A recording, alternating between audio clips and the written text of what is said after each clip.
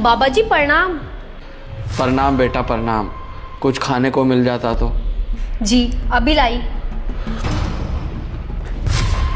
Zara, भूख लगी है, खाना लगा दो।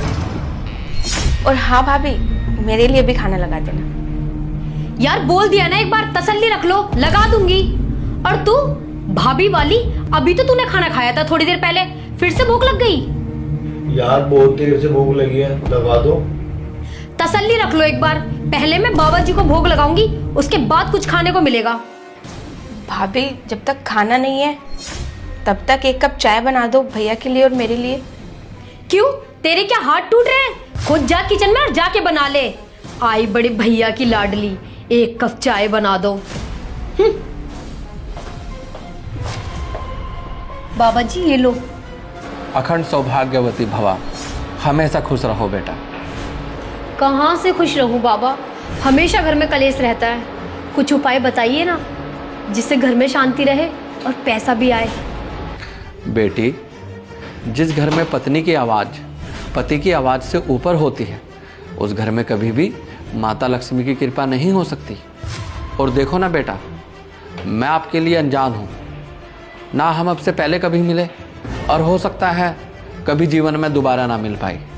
और आप मुझसे कितने स्नेह से बात कर रही हो, और उधर देखो आप अपने पति से कितना गंदा व्यवहार कर रही हो, कितना दुर्व्यवहार कर रही हो। ये ठीक नहीं है बेटा। पर बाबा जी वो तो मेरे पति हैं, क्या उनसे भी मुझे सोच समझ के बात करनी पड़ेगी? बेटा, पति से ही सोच समझ कर बोलने की ज़रूरत है। मैं तो तुम्हारे लिए अनजान हूँ, मेरा क्या। अगर आपने मुझे बुरा भला भी कहा, ज़्यादा से ज़्यादा क्या होगा, मैं नाराज़ होकर निराश होकर आपके द्वार से चला जाऊँगा। अगर आपके पति आपसे नाराज़ हो गए और वो आपकी ज़िंदगी से चले गए तो क्या बचेगा फिर आपके पास। और बेटा, आपने देखा होगा लक्ष्मी जी हमेशा भगवान विष्णु के पैरों में बैठी रहती है। और आप ही नहीं, दुनिया की सभी औरतें अपने पति से ये चाहती हैं कि हमें भगवान विष्णु जैसा प्यार मिले। लेकिन लक्ष्मी जैसा आदर भी तो करना चाहिए अपने पति का। दुनिया का कोई भी धर्म, कोई भी मजहब स्त्री को ये हक नहीं देता कि तुम अपने पति की बेइज्जती करो, ये उनसे ऊंची आवाज़ में बात करो। और बेटा, तुम्हें क्या लगता है ये जो तुम भोग लगा रही हो, भगवान इसे स्वीकार करेंगे?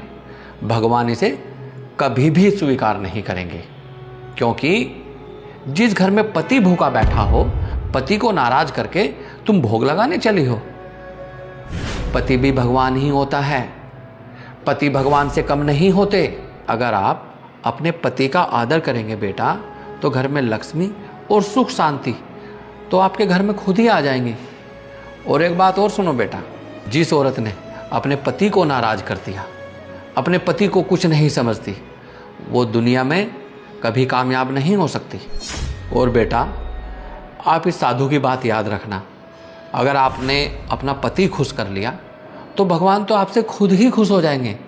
और भगवान ही नहीं, ये पूरी दुनिया, पूरा संसार, पूरा ब्रह्मांड सब आपसे खुश हो जाएंगे और आपके घर में किसी भी चीज़ की कमी नहीं रहेगी। ये इस बाबा का आशीर्वाद है बेटा। जी बाबा जी, मैं सब समझ गई, आप क्या कहना चाहते हो। जीते रहो बेटा, सदा सुहागन रहो।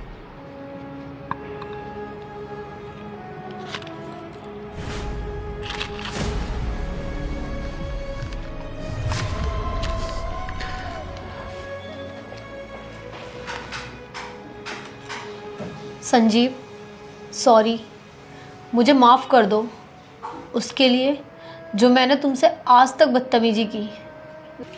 क्या हुआ जारा, कुछ हुआ है क्या?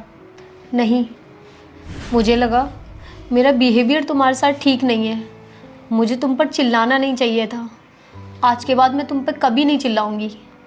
देखो, अगर तुम्हें रियलाइज हो गया है, ये तो बहुत अच्छी बात है। आप मूड खराब मत करो, चलो किचन में चलो और मैं आपकी हेल्प कराता हूँ। नहीं, तुम रुको, मैं तुम्हारे लिए गरम गरम खाना लगाती हूँ। बाबा जी को तो भोग लगा दिया, अब माता रानी को भी भोग लगा दो, उसके बाद खाना खाएंगे। नहीं, पहले मैं अपने पति को भोग लगाऊंगी, उसके बाद माता रानी को भी लगा दूंगी। अच्छा चलो ठीक है,